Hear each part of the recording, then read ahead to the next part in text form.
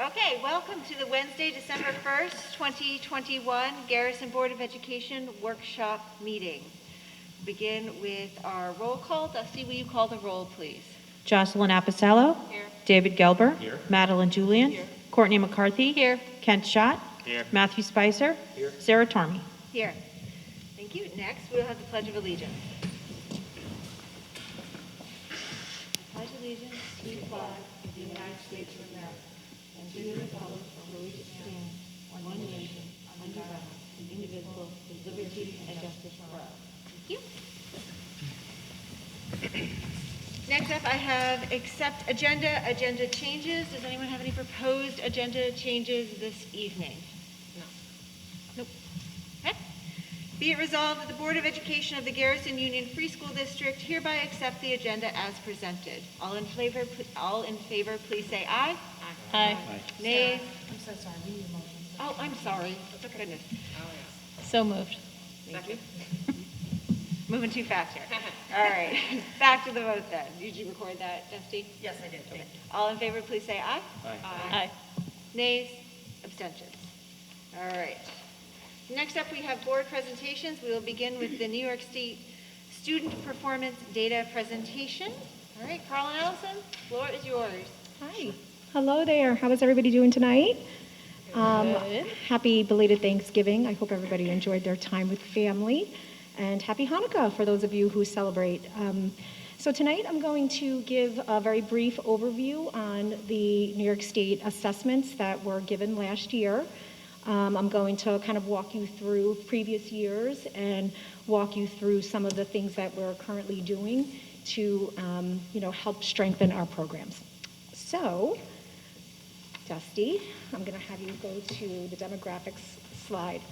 So I wanted to start off by sharing just a little bit about our current enrollment.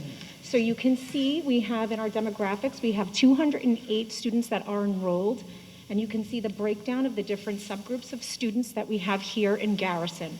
So I think it's just really important for us to note that when you look at demographics and then you pair that with perceptions and student learning and data and our school processes together, when we analyze this data, it helps us to understand the school's impact on student achievement. It also gives us information that we're going to use, so it helps guide our instruction. Move to the next slide. So I'm going to start with grades 3 through 8 state testing, and then I'm going to walk you through a little bit about the Regents test as well. So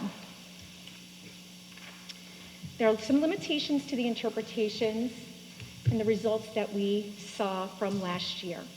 So first, I just want to share with you that about 40% of the students across the state actually took the state test. So we didn't have a large sampling of students that took the test, even in Garrison. So the bulk of the questions also on the New York State exams were recycled from old tests. So what the state typically does every year is that once the tests are, when they're not released, they will post them, old tests, they'll post the questions so that teachers can have access to some questions to help expose the children to what the test format really looks like. So some test-taking strategies. Teachers are used to doing this across the state. So what the state did by accident was they posted the state questions that were on the test that was upcoming. So there was a pre-exposure. The kids were exposed to a lot of the state questions. So that's something that we really need to take into consideration when we're looking at the state testing results. So the state assessments were also much shorter this year. In previous years, there were 3 parts to the state test. This past year, our students only took session 1, which was a multiple choice section, very limited amount of test items.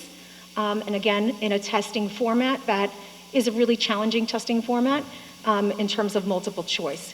One way to really demonstrate knowledge. So just to share with you just a little example about some of our Garrison students, we also had a lot of opt-outs. So for example, we had 11 students in 7th grade who opted out. So opt-outs also played a significant role in terms of just the discrepancies across different grades with the participation rate within Garrison. Okay, next slide. So New York State did issue a statement saying that we just have to be very careful in how we really interpret these results, since, there are some things that did happen. For example, like having the test questions being released sooner. And that we need to be careful in how we really make our interpretations and what types of interventions we put in place based on this one state test, which is really typically used to be diagnostic in nature, to help guide instruction and make decisions. However, when you're only looking at one section, such as the multiple choice, it's very limiting. So it's just pretty inconclusive at that point. Okay, so I just want to further kind of delve into the grades 3 through 8 ELA tests. So there's 3 sections that are typically given. So back, let's say, in 2015 through 2017, there were 3 sessions, session 1 through 3, starting with multiple choice. The second session, on another day that it would be administered, shows how students formulate constructed responses to very brief excerpts that they read. So for example, they would read for a main idea, read for author's purpose, and then write a brief constructed response. On day 3, typically what they would do is read multiple excerpts, multiple lengthier pieces, and then find some commonalities, make some text-to-text connections, and then write an extended response. So this was not done again this year. This year, again, it was only just multiple choice. So those 2 pieces were eliminated. And that's a really big deal, because we know that our kids, can and should demonstrate and show more knowledge, and that, again, the multiple choice is very limiting and it does not allow for that. Next slide. Grade 3 through 8 math tests, very similar thing happened. Again, just given the multiple choice, and no opportunities really for kids to demonstrate how to really work through their mathematical reasoning and their mathematical thinking. So typically on day 2, that's what kids would do. They would provide some generalization statements that really show critical thinking skills, and not just like algorithms and procedural math. So, and then on day 3, it's the application of real-world problems and showing basically the more conceptual understanding, and it's very abstract typically, and students do not have that real opportunity on the state math test this year to do that. So again, limited opportunities to really demonstrate their knowledge.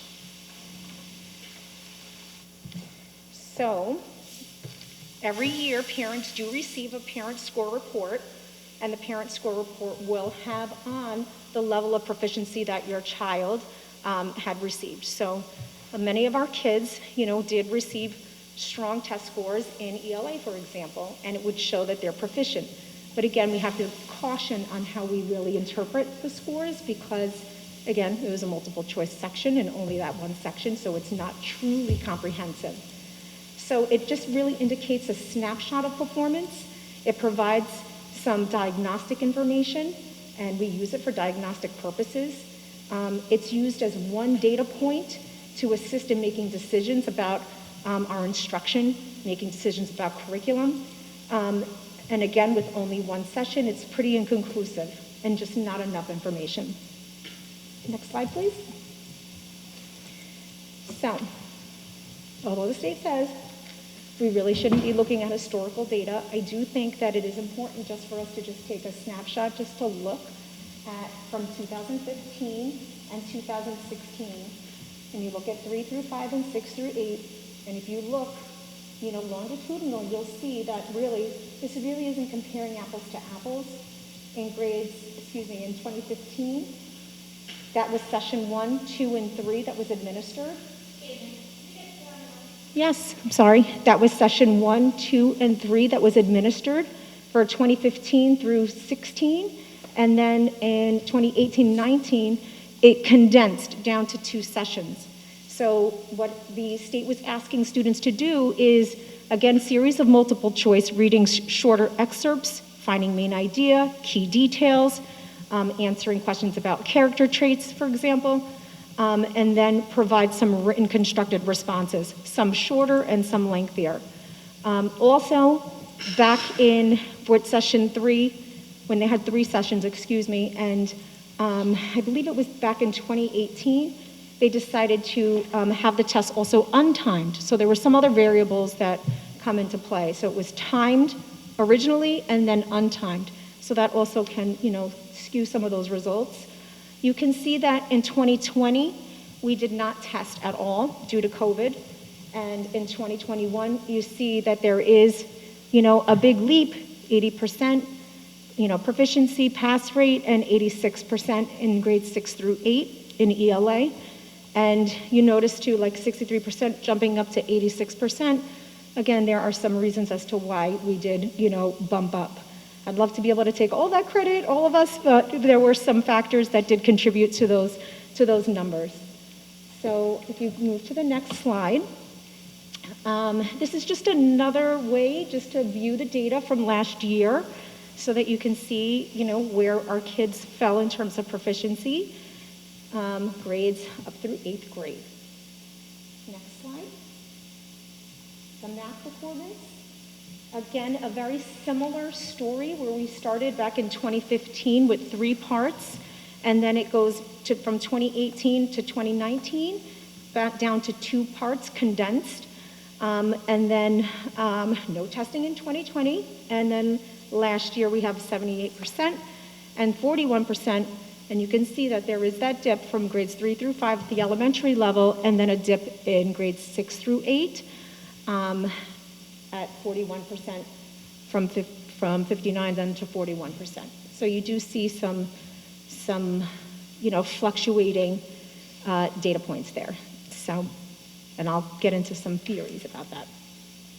Again, another quick snapshot of what that looks like from last year. And you can see how in elementary, it's pretty consistently a little bit, more, I think the scores look and present stronger than at the middle school level. Science performance data. So last year we had our 4th grade and 8th grade take the state science test. Typically there would be multiple parts also to the science test. It would have a multiple choice section, and then it would also have a performance-based like science experiment section where it's really all hands-on. So we were not able to do the labs last year, so it was just the written portion. And in grade 4, we have an 85% pass rate and a 63% in 8th grade. Next. And then we have our Regents exam performance. So you can see that in living environment, we do have 7 students who did take the living environment Regents, and we do have a 100% pass rate. And we have 43% were proficient, reached a mastery level at 85%. Many kids did score in that high 70s and 80s range, but you can see that the mastery level, our target is that 85th or higher. And then you can see with algebra, we had 11 students take that, and we also have a 100% passing rate, and it's a little bit lower, a lot lower in terms of just the mastery level. However, I do want to point out mastery level is at the 85th percent, and a lot of our kids scored in the 70s and in the low 80s. I also want to point out that our Regents testing, the kids had no pre-exposures or anything like that. It was, it's a lock and key, very secure test when you receive it, and they had no knowledge of it, and pretty rigorous test. I'm so sorry. Oh, I'm sorry. So there was no, the kids had no visibility to any of those testing questions on the Regents. Okay. So now I just want to go into some of the things that we know are contributing factors for just the testing performance overall. So we do know that there are pandemic-related learning loss that I think is very apparent, and we all experienced that. You saw it, you felt it, you were, the parents behind the scenes during virtual instruction and how challenging that was. We also had a lack of an aligned mathematics program in grades 3 through 8, So we now have our Envisions math program, which is really going to be super beneficial for our students. The scope and sequence is laid out in a way that when it comes time to do our state testing, that they'll be prepared for state tests. I'll just give you a little, I'll share with you a little story that I was talking with Michael Roman, our math teacher who teaches our middle school students, and he was analyzing the state test, and he saw that there were many test items on the test that were not even covered at all using the scope and sequence from the previous math program. And so the current math program is just, it's arranged differently in terms of the sequence of skills that they're expected to hit at certain points in the year, so that by the time they do take the state exam, they would have covered all the necessary material. So there was that, aha moment when he was looking at the state test to see which items just were not covered at all. So the new program will address that. Also, there was a lack of detailed data that really kind of helps to inform our instruction. So what I mean by that is, in previous years, for example, if we were going to have students maybe enter RTI, our Response to Intervention program, there were fewer data points to make reference to make decisions such as that. So now we have more data to look at. I actually had a good conversation with Leslie, who is here tonight, and Leslie said, oh my gosh, like we were putting together all the data from all the different screeners that we use, and she's like, we have so much data. Like, look at all this data, this is awesome. And now it's like really analyzing and looking at the data to really inform the teachers, inform us as to what's our next move in instruction and what materials would be best, to suit that child for those specific needs. So it's pretty awesome that we have all these things now at our fingertips. One of the other things that we believe is really impacting the performance here is the teacher instability. And I don't mean we have unstable teachers. What I mean is that we had a lot of teachers who were quarantined. We had students that are quarantined all last year. And we do know that was problematic for our kids. It's related to that pandemic learning loss. So we had some leave of absences. There's just a lot of variables and reasons as to why we had teachers not be present last year. And then we also see and notice that it's obvious that in the elementary years, teachers can really kind of take their time with some of these math concepts and have more math blocks, and maybe it's 60 minutes up to 90 minutes. But then when you get to middle school, it drops down significantly to 42 minutes. And that's a big deal when you just take away that time, that chunk of time, that really can impact learning. So we really are now going to make some considerations and some changes to our schedule for next year to address that. Social emotional well-being, anxiety, all of these things we know can impact testing performance as well. So another theory and idea that I kind of talked about with teachers is when the kids, especially in middle school, when they realized that they were taking the ELA test and that they discovered that some of the passages felt familiar, they were like, wait a minute, we saw this before. This looks familiar. It really kind of changed their attitude, and I noticed with some kids it was like a testing switch, like an attitude, like, oh, why are we taking this test if this doesn't matter? Like, they know, they're smart, they're savvy, our kids. So I believe that perhaps they came into the testing environment, for math and for science, perhaps with that like preconceived notion that, well, I've seen this before. So with all of these, different variables and different things, what are we going to do about it? We know that there's some loss here, some ground to make up because of the pandemic, and some other things that, we talked about. So for ELA, we do follow a balanced literacy program. And one of the things that, we're talking about now in our last PD session, I had a really nice conversation too, and a mini PD with some of our ELA teachers about the next-gen learning standards and what it means to be like lifelong lovers of reading and writing, and how important that is, and to establish that mindset and that practice. And what does it really mean to have a balanced literacy program? And is it well balanced between foundational literacies and, let's say, like the teacher college reading and writing units from Lucy Calkins? You know, is there that balance? So these are the conversations that we're engaging in. Are the classroom libraries, you know, leveled, and do the kids have access to, you know, the enriching literature that's in our libraries for the kids who are thriving readers and writers, thriving readers and writers, and how are they being challenged? And, you know, our students that are struggling, and do we have those just right books for them? And we know that we have classroom libraries that are chock full of wonderful supports.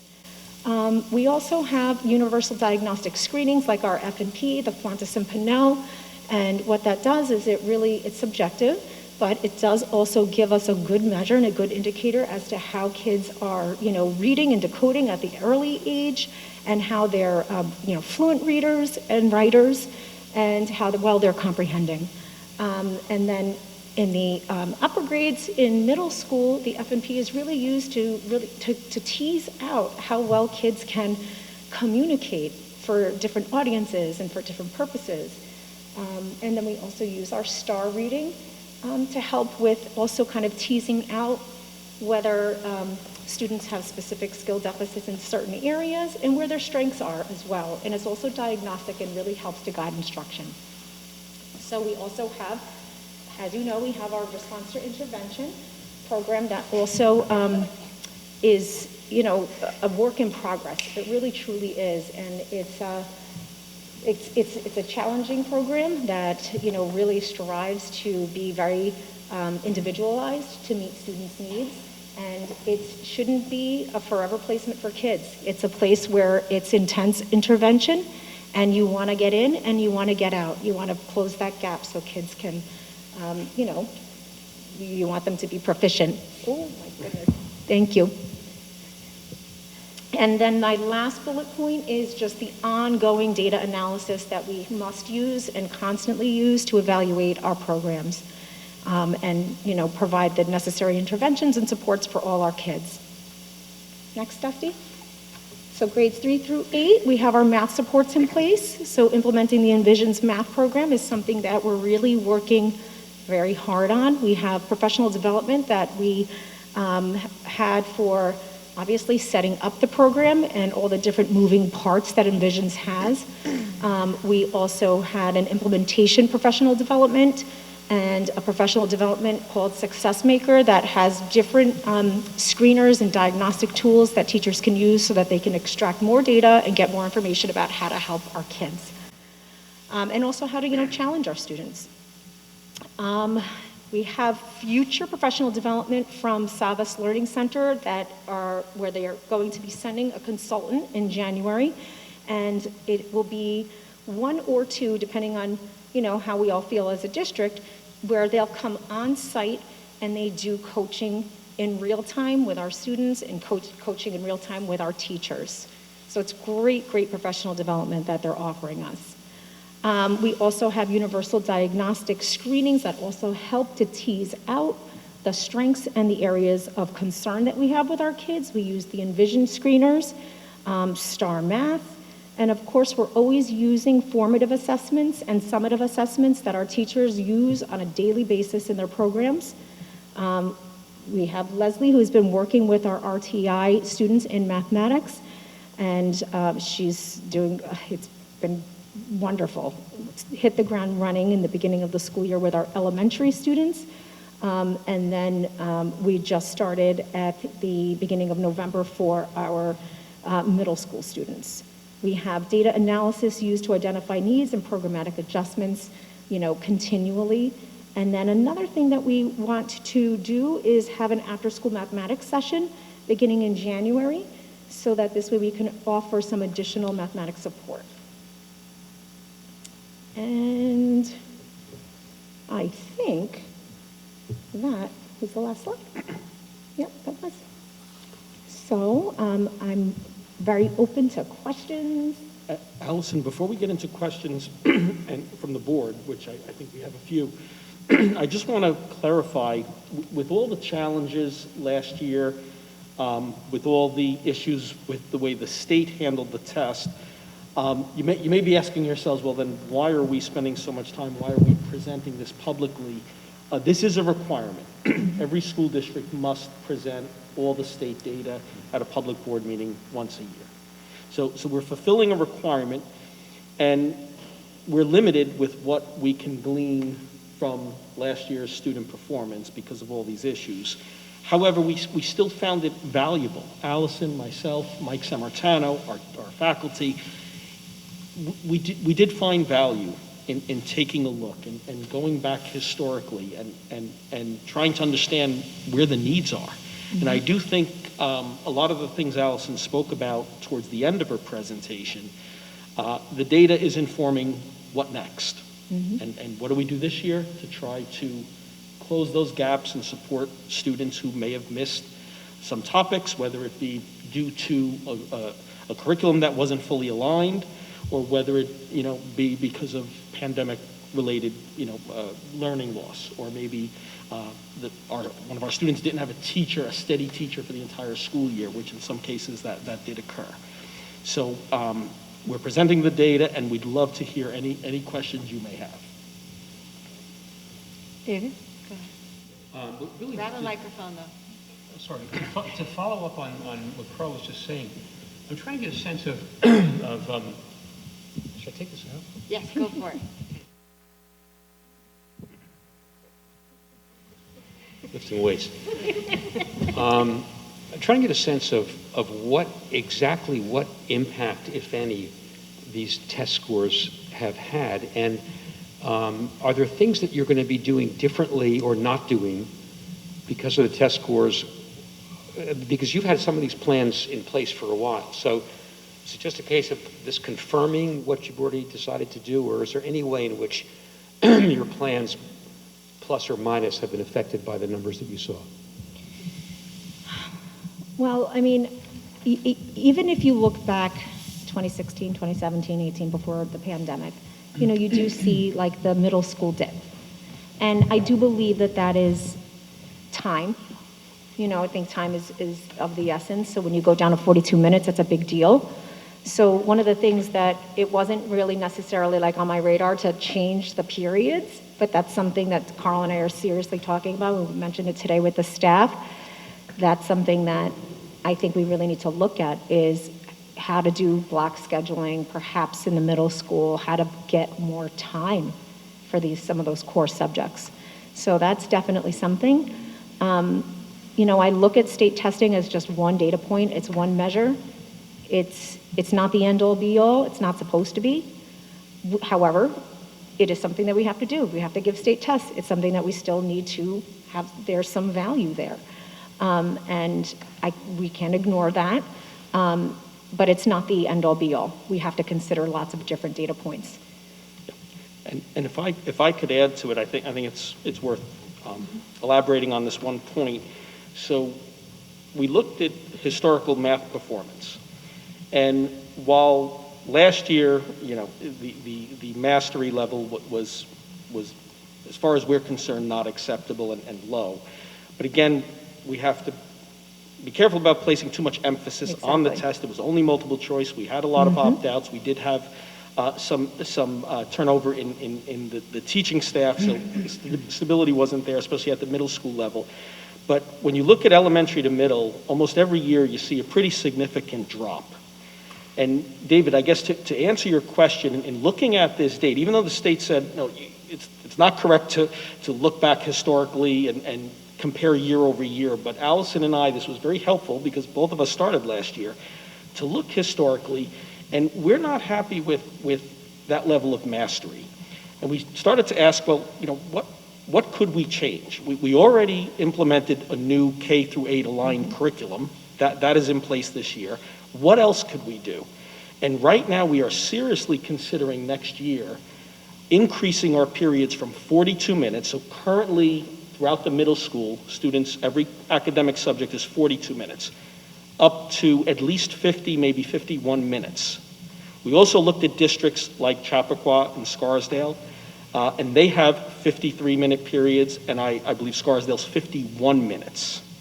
So if you think about that, 10 minutes per day times 180 days, that equates to about 30 hours of instruction over the course of a school year.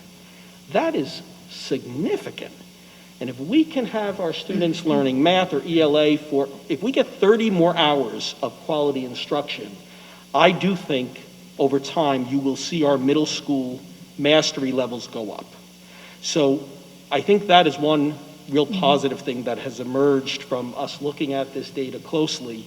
And that is something we're having a lot of conversations with our teachers. And at the middle school level, they would welcome longer periods. They do believe this 42-minute schedule that's been in place for some time is just not enough.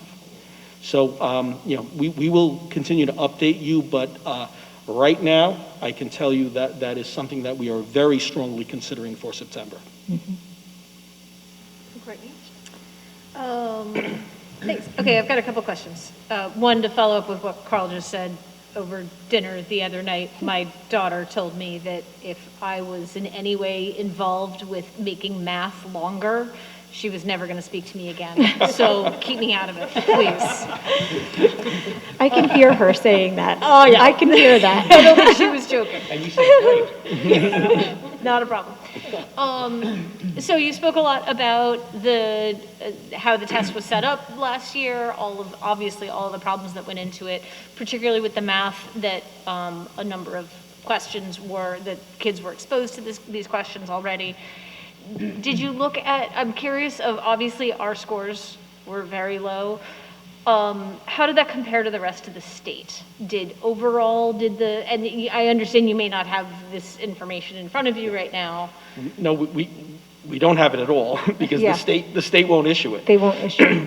So Oh, in really? future years, Yeah. when we do this presentation, we will show you Garrison compared to New York State, compared to our region. We could also compare to the county. The state won't even issue it. I And wonder why. I'll just also clarify one point that Allison made. They cite two reasons: that only 40% of the students participated in the 3 through 8 testing. And secondly, that instead of having those 3 parts, they went down to just 1 part, the multiple choice. So for that reason, you can't find the state data. It's not published at all. So we can't access it.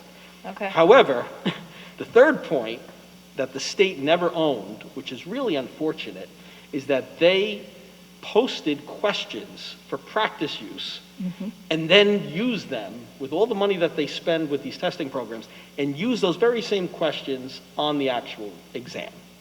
So that, in my opinion, completely invalidates, because some teachers accessed those practice questions, some did not. So it just really ruins the credibility of the whole testing program, and for all those reasons, the state does not even publish the information. Got it. All right, that's very interesting. So my other question is, taking this information, and obviously I'm sort of focusing on middle school right now, given those scores.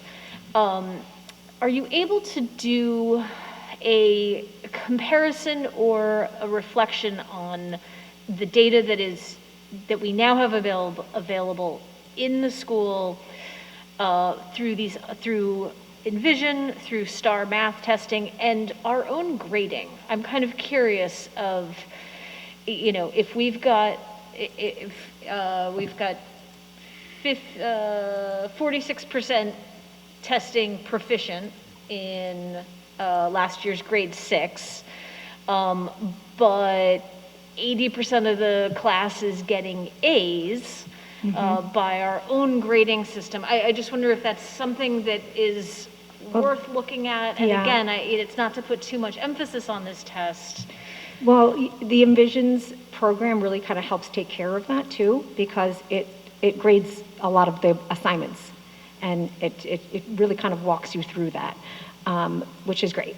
And, we have our weekly RTI meetings every single week where we review the data that Envision is giving us, and then we benchmark using STAR assessments too.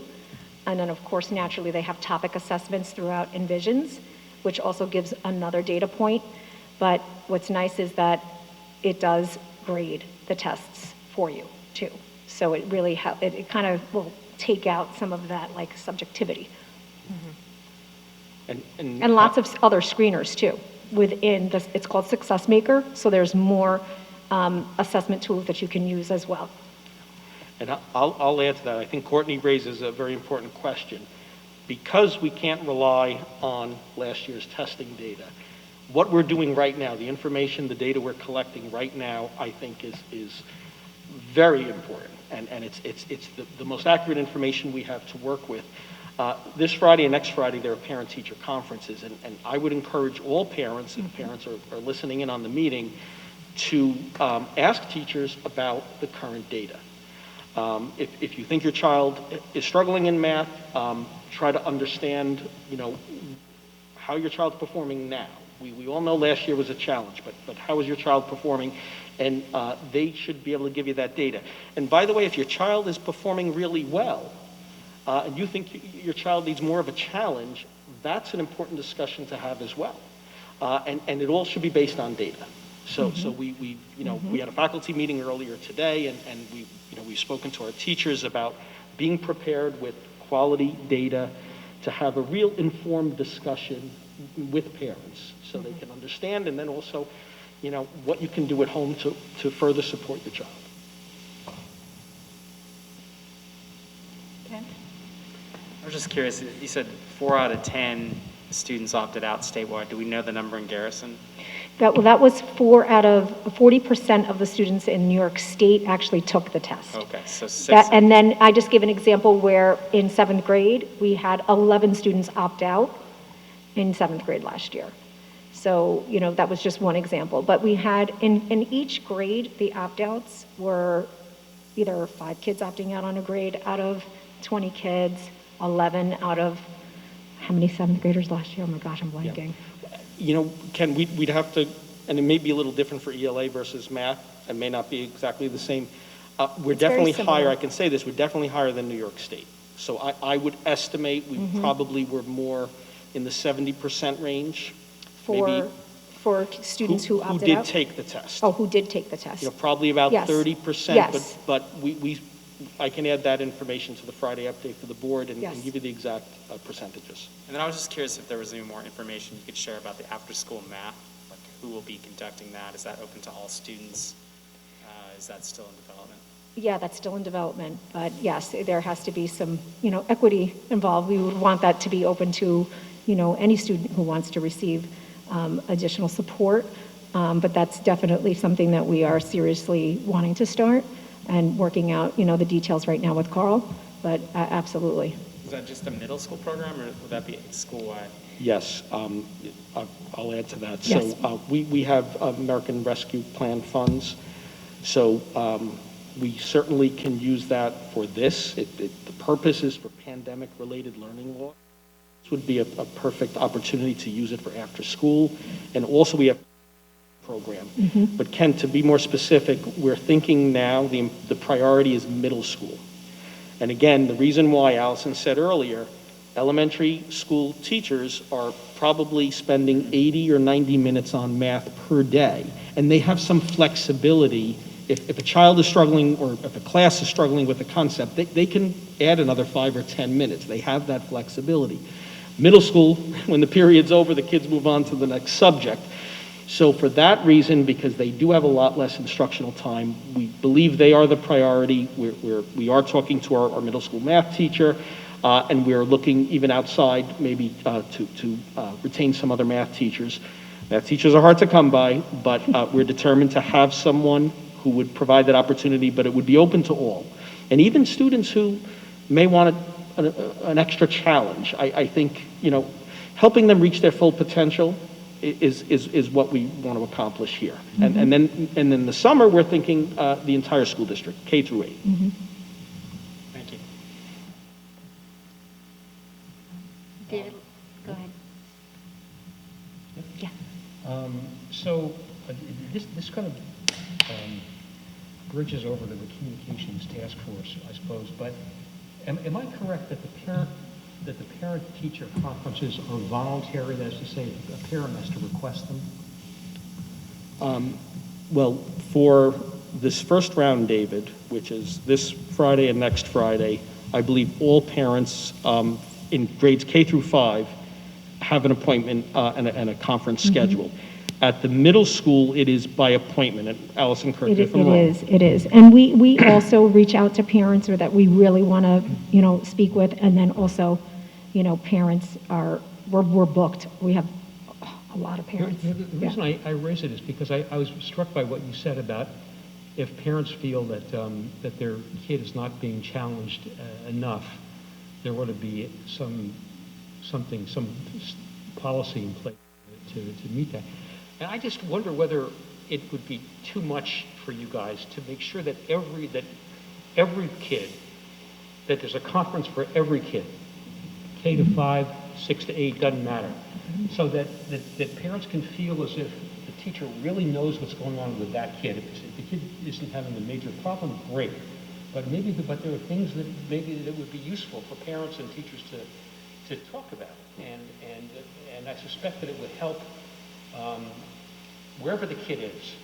It would be a useful experience for both. Yeah. David, I couldn't agree with you more. I think every parent of every child in Garrison should have a conference. This has been in place for quite some time. And it's not completely elementary. It is very typical that in elementary, all parents get a conference, and middle school is by appointment. That does happen in most districts, but we may be small enough where we can accomplish this. Now, in the spring, there is only one parent conference day, and that is contractual, and that's been in place for quite some time. I would like to propose going forward that even in the spring that we extend that to 2 conference days so we could accommodate all parents twice a year. Yep. And I think that, a child who is struggling or a child who is right on target where they need to be on grade level, or a child who is accelerating, we have an obligation to be challenging them. And if they're above grade level, and Allison, she talked about the leveled libraries in every classroom. If a child is in 4th grade but reading on a 6th grade level, we need to make sure we are challenging them and stretching them to their full potential. So we'll have to have some more discussion on that, Allison, and we'll get back to you about how to schedule that. I also will say, you don't have to wait for conference days either. You can schedule team meetings at the middle school by appointment. I was just going to say, we've had several, yes, already with parents just that we want to touch base with, or vice versa, parents want to touch base with us, and we meet as a whole team. We're very fortunate in the middle school in particular that we have common planning time. So we have on F days, 3rd period, it works out where all the teachers are free, where we can have parent-teacher meetings, and that's when we have our data meetings where we reflect on student progress. Okay, I have a couple of questions if everyone else is done. The first is I just want to confirm, we talked about RTI, specifically now I'm looking at the middle school, but that is up and running for the math in the middle school. And ELA. Students who score a 1 or a 2 automatically go into RTI, is that correct? So it depends, because there are cutoff scores for getting to qualify into RTI. So for example, if you score a high 2, you won't necessarily qualify if you score a high 2. I don't know exactly what the cutoff score is. I don't have it memorized to memory, but there is a specific number, and then below that, you would automatically qualify. However, given this year, we did have kids who qualified for RTI based on session 1 multiple choice, but their other data points were very strong. And so we made a recommendation as a team that said, your child really doesn't qualify for RTI. We're recommending that they stay in class and not get pulled, because we have strong evidence that shows that your child's progressing nicely and is proficient. And that the state test, we are not going to rely on that state test as a measure. And we inform those parents. I send an email and I explain that. Okay. And then I just want to say, I think the aligned math curriculum, it sounds like from what I'm seeing, is very key to this. And I know as we've been looking at bringing ourselves up to next gen standards, that's one of the reasons it's so important, is to make sure that when the children are presented with tests, we're not setting them up to be tested on things they haven't been taught. Exactly. Which is what this shows.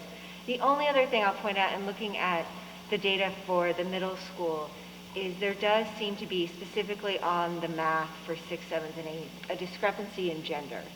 So the girls are, females are scoring at a much lower rate than the males. And so maybe that can inform, it's just one data point. And But it's important. It's not a lot of students. I Yep. understand that. You got to look at the demographics and understand those perceptions that are out there and address it. But yes, Yeah. as we're having these, talks about equity in the classroom, it would be an important one to include. Yep. Noted. Thank you. Madeline? So math, how can we make it more exciting? Because that may be also part, especially for the middle school. It's something like reading and writing, yes, we need that, but we also need math. And what I see a lot is that once you start talking math and you get lost, you just shut down and you don't pay attention. So how can we make it maybe, and I keep going to the project-centered design, but finding a way to actually make it exciting for them to learn math, not to take a test, to really understand what they're going to need. This particular program, because it does have a lot of moving parts and different things that you can use to enhance that experience. So for example, there is a section called Pick a Project, where it really extends students' learning, and it's a hands-on, it's project-based learning. So those pieces, and with the training that's upcoming, it's going to take a while for us to really get a handle on all of those pieces. But yes, that's the beauty about a program like this, is that there are lots of different things that you can add in. There's another piece of the program, it's adaptive. So if you wanted to, and there's a lot of videos too. So there's adaptive practice. There's a lot of visual learning, they call it. There's a visual learning piece, the convince me piece, the pick a project piece. There's all these different things, and right now we're working on the implementation of the actual lesson plan structure. They got to learn that. Teachers have to feel comfortable with that structure first, and then our professional developers will come in and then layer in, all right, now here's another piece of the puzzle that you can use. And so we're hoping, and I'm pretty confident that within the next year or so, we're going to reach that point where I envision, our kids having that love of math like the way they have a love of reading. I think what teachers know intuitively, though, is that every kid's excited by a different thing, so that there's just not going to be project-based learning is often a catch-all for community members, but it's not. There are kids who hate project-based learning. There are kids who love project-based learning. And there are kids who love, quote-unquote, 1950s style lectures, right? That's where they feel most safe and most comfortable and most at ease. And other kids are just like zonked within 10 seconds of that. So I think what teachers get is, there's got to be a diversification of lesson plans. Teachers all know that. That's like, they know that in their sleep. I think we as community members have to sort of recognize that teachers know that they need, that different kids are going to be excited at different moments of the day. Yep. And they're not always all going to be excited, which is like a tough pill for us to swallow as community members and as parents, but because they're all just made differently. So there's not going to be a lesson plan that is just going to work for every kid in the room. And that's a challenge for all of us to kind of, how do we try to make them excited? And I think that's what teachers sort of live, eat, and breathe every moment of their day, is like, how do I excite the most number of kids, the most number of moments per day, but while recognizing they're not all going to be excited at the same moment. It's a tricky job. But I think there are these sort of like, from that, does that make sense? I'm just thinking out loud, but I think it's important for us to recognize that there's just not going to be a single answer to what's exciting, because different things are exciting for different kids. No? You look skeptical. I'm looking skeptical because I was thinking back when we were speaking with the fifth graders about the pumpkin project, right? And we were talking about, yeah, anyone can be an architect and engineer. Yeah. And one of the hesitation was, hey, can I be a good architect if I'm not good at math? And this is where it starts, is you need to feel comfortable, the confidence that if you're not good at something, you work on it if you really want to, if you have an end goal. So yes, everyone can be really good at math. But if you feel that you can't, it's trying to build that understanding, that foundation of math that then they can continue building on and feel comfortable moving to the next step after they leave middle school and elementary. 100%. I just think we need to be careful about, every kid can be good at math and every kid can be excited about math, but they're not all going to be excited about the same thing. And I think there are these catch-all phrases that we as a society sometimes turn to, but like there are kids who find, for example, project-based learning intimidating because it's social. And that's not their thing, right? They're going to be most comfortable when they don't have to talk to their peers. There are going to be other kids for whom that's the only time of math class that they get electrified and excited. So I think what's so hard for teachers is those two kids are sitting next to each other. And they've got to figure out a way in 42 minutes, 41 minutes, to figure out how they both can be excited in the same block. That's such a Herculean task. And they pull it off, but I just think like when we pull back from a wide lens view, as a community, we have to recognize that like the lesson plan my kid, not speaking as myself, despised, that kid down the street might have endured and vice versa. So it's just like, I think there's just in that quest to make them excited, I think we need to defer to the teachers who know best that not every kid's going to be excited all the time, but they all can be excited, they all can fall in love with math through different avenues, I think. I guess this is a very long and somewhat inarticulate way of saying teachers know how to excite the kids. And the buzzwords that we sometimes use as a community, I think are overly simplified versions of what they do in the classroom every day. And I'm not saying this as a teacher because I don't know anything about K through 5 or 5 through 8. So I'm truly saying this as a community member. This isn't like a coded way of saying like on behalf of teachers. I just think that it's too easy to sort of look in from the outside and say, what about this, what about that? Because it's so individualized. It's so individualized. The same exact meeting that is boring someone to tears could be someone else's favorite meeting of the year. And so that's what's such an art about teaching, is trying to figure out how to connect with each kid. It's not an answer, it's just something I think we just need to stay aware of, that like there's not one answer for how to make people fall in love with math. I think that's really interesting, and I just learned something from you. And I think that if in fact, it's related to what we were just talking about, if there were conferences for every parent, for every kid, I don't know, in my case, my kid does okay, but I don't know what thing about math turns her on or doesn't turn her on. It would really be useful for parents to understand. David, which grab the avenue microphone. works. Just grab the microphone. Thank you. It would be useful for parents to understand better than we do what avenue teachers are learning stuff about my kid. Yeah. Some of the teachers know more about my kid than I know about my kid. We certainly at least know more about what excites your kid about math. Yeah, exactly. But I'd like to know what the teachers learned about my kid. Right.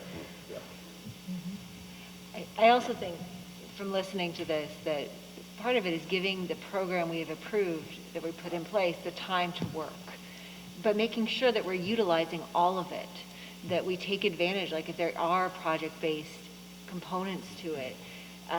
And some of them are individual projects, some of them are, group pairs, so there is a lot to offer, but like speaking to, Matt, it so is individualized and differentiated, and You know, that's where we have to, some kids are going to get very excited just about the algorithm and that they figured it out, the procedures, you know, to the algebraic equation, and they get so excited that they can do that. But then the application to the real world and the abstract thinking is where the breakdown is.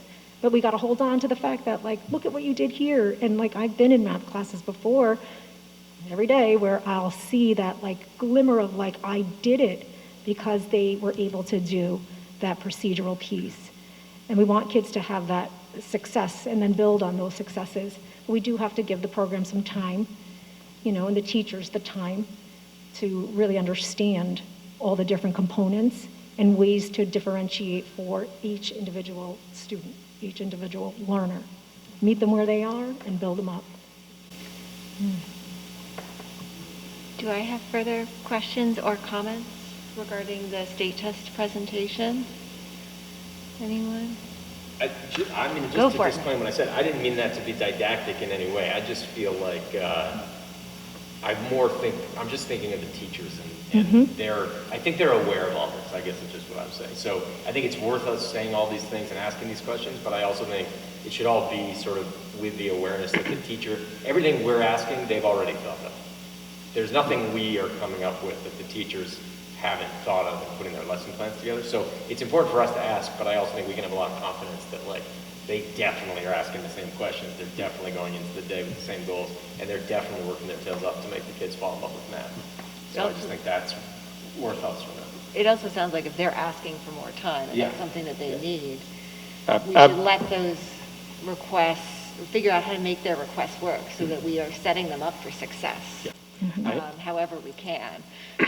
Absolutely. I mean, I think the first important step that we all took was to provide them with a comprehensive program with all the materials that they need, all the learning resources, as well as the PD. We and Allison and I, we really haggled with Savvis Learning to get everything within our budget, and they reduced their price pretty dramatically to accomplish that. So now the teachers, they do need time. They've been in a number of trainings. Those trainings will continue. We can certainly renew that even into next year, but it has the assessments. It has everything they need. But again, going back to at the middle school level, the one thing that we believe is missing is more instructional time. And I'm sorry, Courtney, if that's going to get you in a bit of trouble, you can blame me. As long as you break it to her. But really, I think Allison and the faculty are moving in the right direction. So I do hear what Matt is saying. I do think they understand our children very well. And I also like what David has added to this conversation about informing parents and giving them the data and the information that they need to support their child. But I don't want to discount also what I think Madeline and Sarah both are pointing out, that gender. We have to make sure there's not enough women in engineering and science, in those fields. So, the research that I read says you really need to start early. Yep. Because, starting in middle school is too late. And to encourage, our female students for science and engineering and those types of, disciplines, which later would maybe lead to great careers as well. So we'll continue that discussion with the faculty. And I just want to share with you, though, recently my daughter Mia, who you guys all know, she just changed her major. She goes to Boston College, and she just changed her major to become a math major because she was inspired by your kids. Working in the middle school last year, she was inspired, and she switched her major, and she now wants to be a math major. So I'll have to use her to invigorate maybe some of that, inspiration too, with some of our girls. So just a little side note. It's pretty exciting for me as a mom. So thank you so much. Thank you, And Allison. if you have any other questions, tomorrow as you're kind of thinking about things, just definitely reach out to me. Thank you Okay? so much for No taking the problem. time. Yes, thank you so much. Okay, next up, we have a discussion of the Communications Task Force and a review of the draft charge and potential approval. Just to bring us up to speed where we left off with this last time, we agreed to form a limited time task force to address communications. David has volunteered to chair it. Kent has also volunteered to serve. Courtney, I believe you're interested as well. Uh, So one of the first things I will say is it says here, board members, maximum of 2. You should all have a copy of this, by the way, to review. We can increase that to 3 and still not hit quorum, so perhaps for this one we would like to. And then I'm going to open it up for questions and comments regarding the Communications Task Force charge draft as presented. Anyone have any thoughts or recommended changes to the language as listed?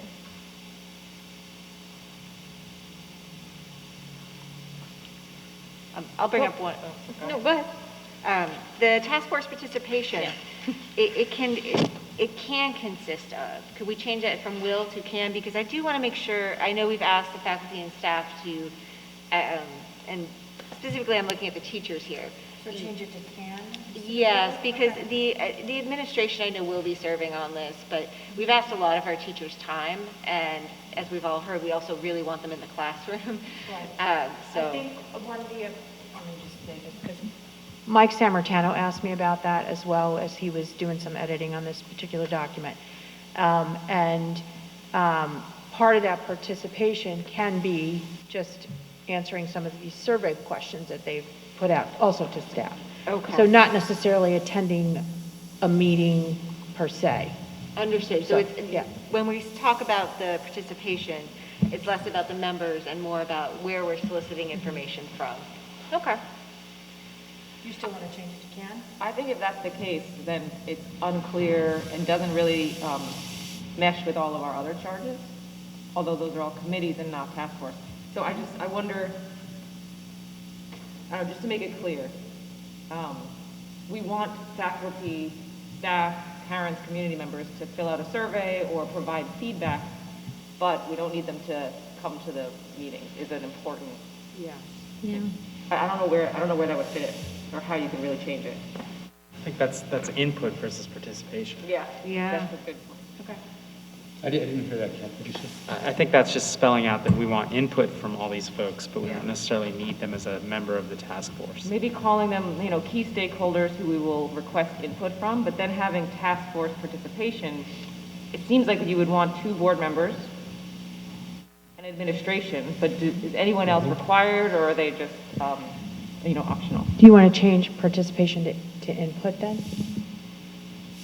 Or is it a bullet point under I think communications task force charge where there's a bullet point saying, will solicit input from administration, faculty, parents, community members, and board members? Yeah, I That agree. works. Do we want to say students? Yes. Yes, Yep. thank you. Yep. So then, to make it clear, task force participation, that little section should say can consist of, right? Yeah, and then we'll Because put it's not- can consist of, we don't want to limit it. If there is a faculty member who Right. feels strongly about this, certainly, but I don't want to make it an added burden to our already busy teachers and parents and community members. I think we also So that don't means want, that As of now, the members of the task force, would be Kent, maybe Courtney and myself and Mike. That's basically right. And then, Yes. okay. Yeah. So it's a small, lean, focused task force. Yeah. Should you change maximum of 2 then? Yeah, we'll change it to 3, I think. That brings it in line with our other ones as well. Does anyone have any other comments, thoughts, or recommended changes regarding the bullet points under communications task force charge?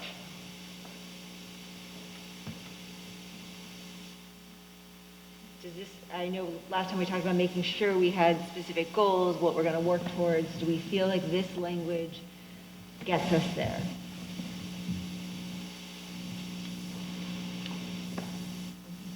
I do. Okay? Yeah. All right. Well, then if everyone is happy, and in order to keep this, or let this task force start working, we need to move to adopt it. Is that correct? And I have a resolution on the agenda. Thank you.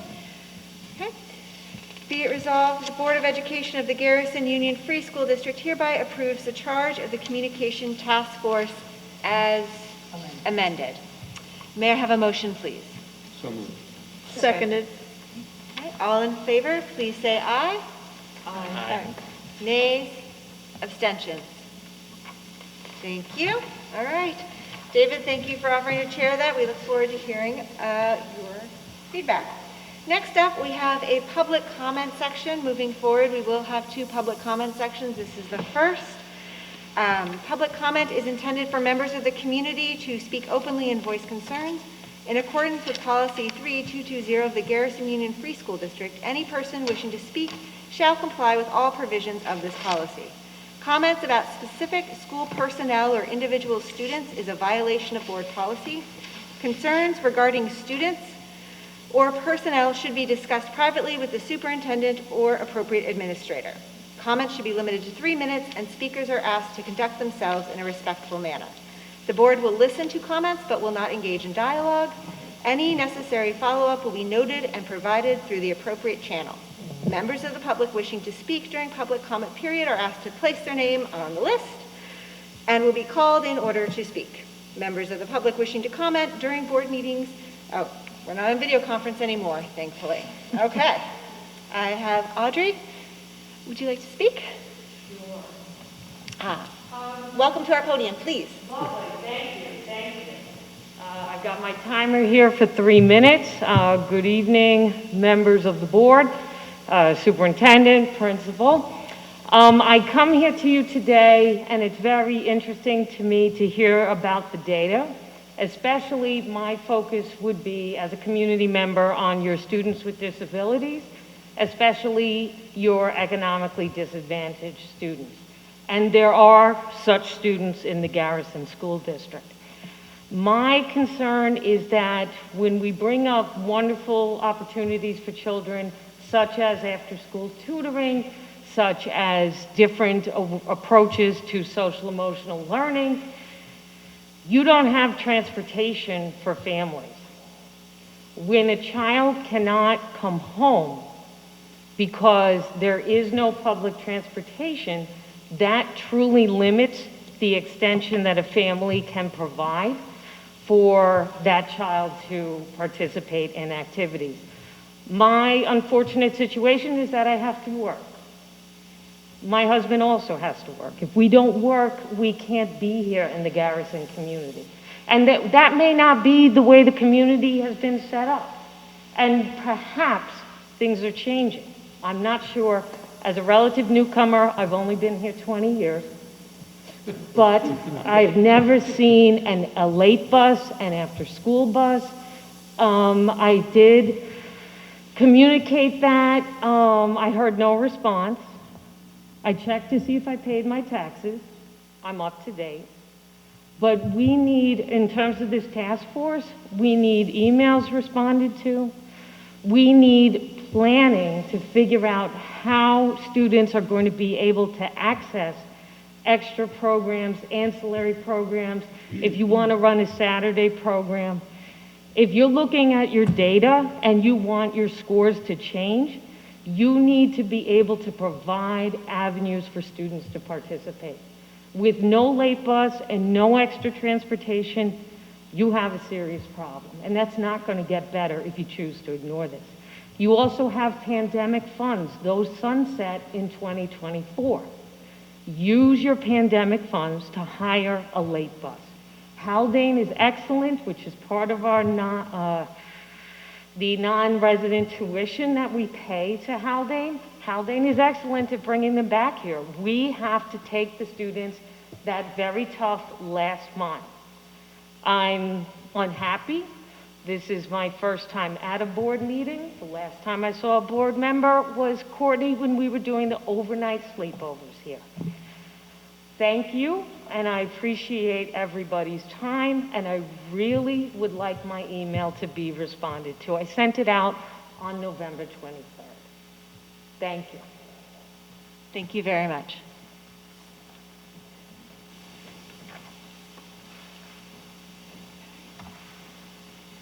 All right, next up we have President's remarks. I'll be very honest, I don't have a lot. I hope you all had a great Thanksgiving. I hope the community had a great Thanksgiving.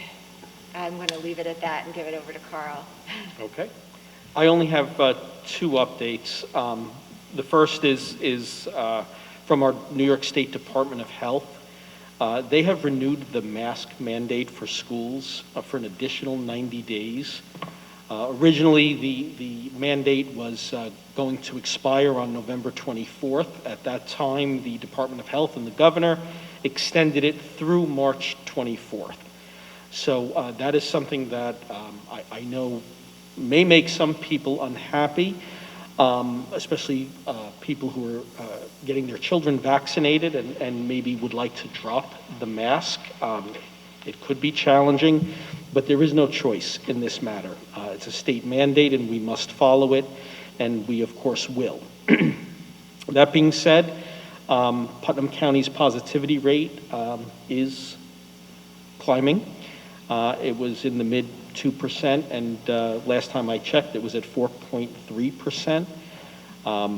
There are still many unknowns with the Omicron variant. We're learning day by day, but we are being cautious here at the school, and we're maintaining all of our protocol. On a positive note, our 12 and up age group is over 60% fully vaccinated. And Nurse Melissa reports that many of our younger children are actively getting vaccinated. Many of them are still just on their first dose, but we do anticipate that the percentage for K through 5, the younger children, will be close to 60% as well. So that is a positive thing. So I know this is a bit discouraging, but I think it's something that we still need to discuss and communicate and make sure we are diligent about that. Related to this, there is another update from the Department of Health, and that is if you are fully vaccinated, whether you're a child or an adult, and you have symptoms, and you are not allowed in school due to your symptoms. In the past, you could only return, and then if you are test positive for COVID, you only could return with a negative PCR test. The state has changed that, and now it is only an antigen test that is needed. So no longer a PCR, an antigen test would do. That is the test that Nurse Melissa uses every Monday, and that testing program continues.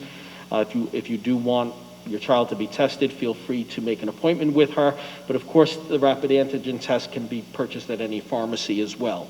So again, let me just, for clarity, you have to be fully vaccinated. And if you do test positive for COVID, you can return with a negative test. And it only has to be a rapid antigen test. And if you have any question or need any more clarification, please by all means call Nurse Melissa, because she really understands this very well.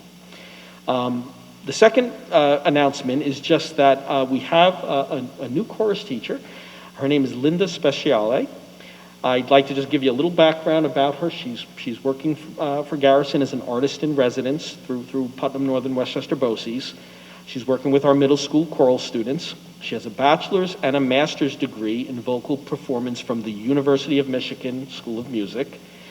She's had a music career for over 40 years. She lives locally in Phillipstown for the past 20 years, and she's taught privately. She also has taught students and prepared them for NYSSMA. Also, she works at the Depot Theater. Her last performance was All Together Now at the Phillipstown Depot Theater. And she is delighted to be joining us at Guff's as an artist in residence. And this completes our music program, our performing arts program. You may recall earlier in the year, we did hire Jeffrey Barone as the middle school band teacher. Jared Gonzalez is doing our elementary and general music for grades K through 5, and I believe he also works with 6th grade a bit.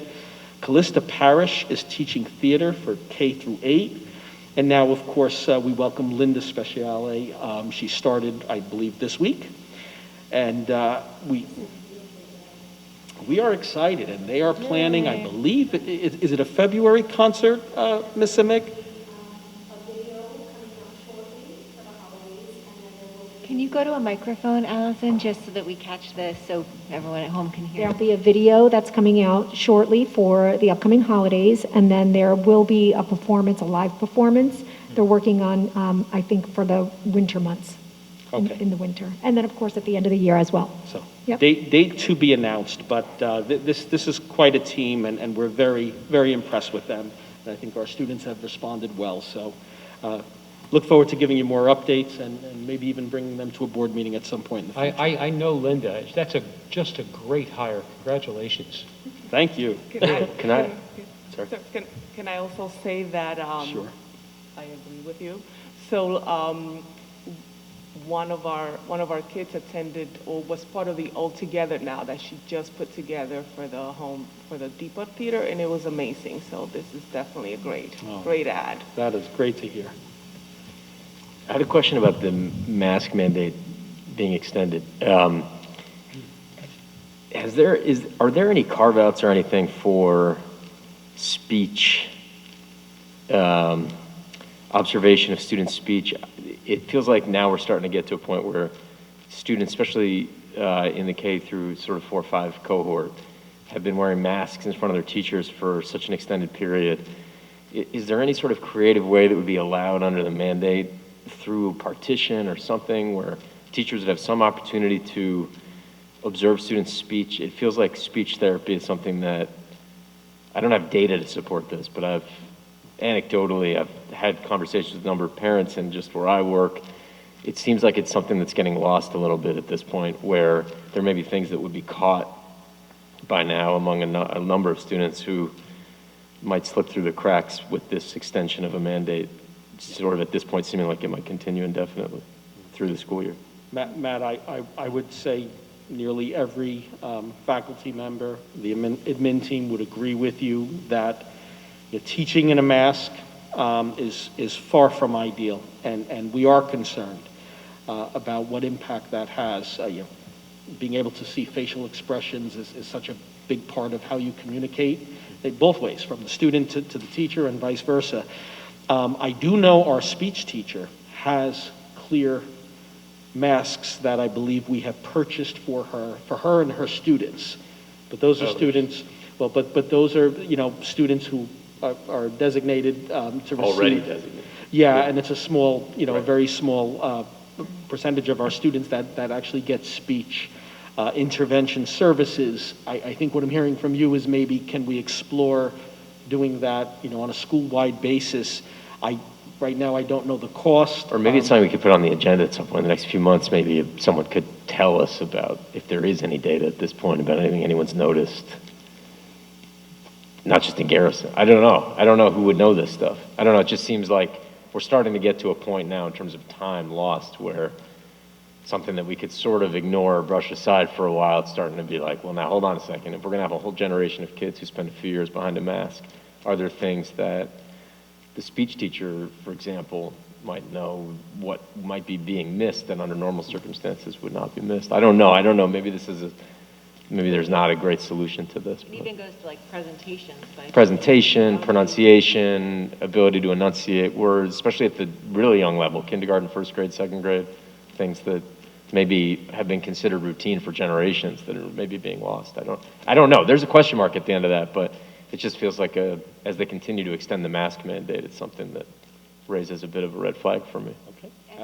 And to be clear, the mandate is still inside. So if the students do go outside with their teacher, they are allowed to remove their mask. That's true. Yes, Yeah. that is correct, Sarah.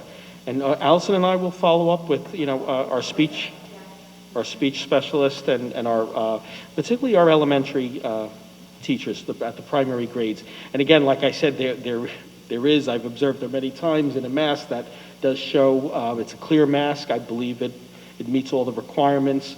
Whether or not we could purchase them for more staff and students, we'll take a look. And Yeah, that'd be interesting. we'll If they make them back. for kids, maybe we could distribute them or something. If they're comfortable, that's another issue, of course. Kids can be a little picky with the masks, but. We'll do some research. Do I have any other questions or comments for Carl before we move on? Okay, great, thank you. Next, we will go to committee reports. First up, we have the Finance Committee, and I'll invite Kent, Chair of our Finance Committee, to report on our meeting. Sure. So we had a kickoff Finance Committee meeting, first of the year. Before tonight's meeting, Joe and Carl did a really, really nice job of kind of presenting to us some of the challenges we have heading into 22-23. We have a bigger class going to high school. We have rising high school tuition rates. So those are just a few of the challenges that we need to focus on and figure out how to make it all work and keep it under, our tax cap. So we will regroup in February with a lot more information. Joe's going to pull together, kind of give us probably a more solid version of what we're working with as we head toward next year. But a good kickoff meeting and a good, well-prepared group that I think we'll figure out how to make it work. And if you, Sarah or Madeline, have anything to add, please feel free to. I was very impressed with the amount of information and data that you've already gathered, Joe, and really appreciate the time and energy that went into preparing for the meeting. So thank you for that. Any questions for Kent regarding the Finance Committee meeting? Okay. Next up, I have the Planning Committee. Jocelyn? Thank you, Kent. Thank you, Ken. On November 18th, a couple weeks ago, the Strategic Coherence Planning team met, which was in addition to the board members and Carl being there, Allison as well. We had 2 other community members and something like 6 or 7 staff now, even welcoming a new staff member. So it's great to see that they're able to carve out some time, thanks to the admin team for giving them the time. But so we met as a full team and we did a little bit of a fun exercise that really helped us to hone in on some key learning strategies and objectives. But what's really coming up is that on December 15th, we have an all-day retreat. Did you know that, David? An all-day retreat, Kent. Supposedly, right? It's like from 9 until 3, which includes the faculty and the couple other community members, to present back to the team all of the small team research we've been doing, which has been pretty in-depth. And I have a feeling that after December 15th happens, where our planning team comes together, we might have something to report to you all that is, maybe a few pretty charts or data points for us to take a look at, to give you more of an update on the progress. Anything else that you would add, because you were both there? No? Carl? It's a very, very enthusiastic group, great participation. I think, like Jocelyn said, the teacher participation has been great, and talked a lot about how busy they are and how much they have going on, but it's great. I think they're all very excited to work on this, so it's been great. I would say, the faculty is very invested in the process.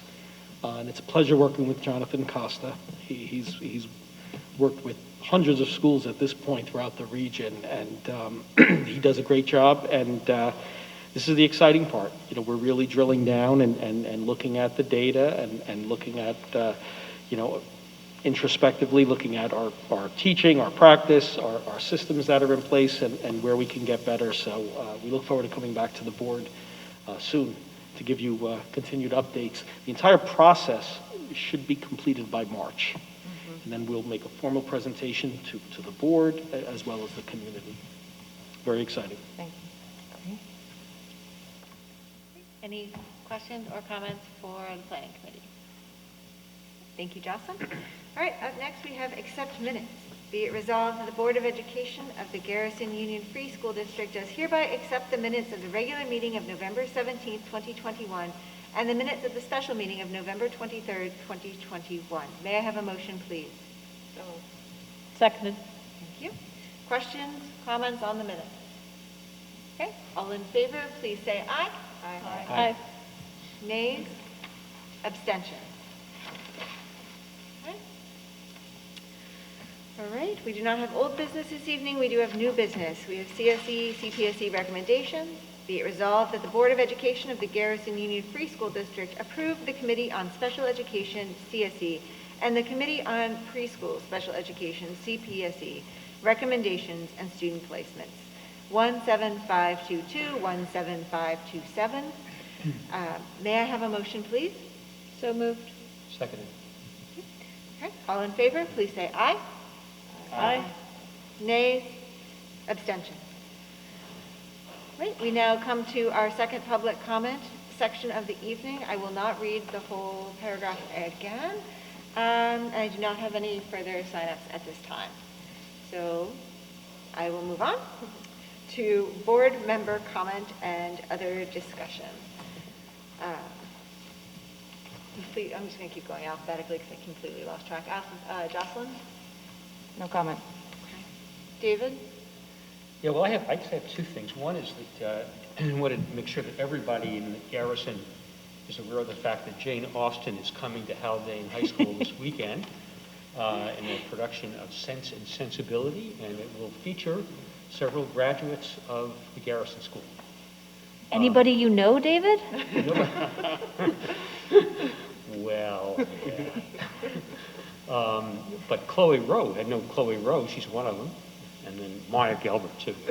And the second thing is, I presume that we all had kind of like a gut-wrenching reaction to this news from the Detroit suburbs today, which just, it just really got to me to see this happening yet again in this country, and made me wonder, just made me think about, what if I'd been a member of the Oxford school board living through this?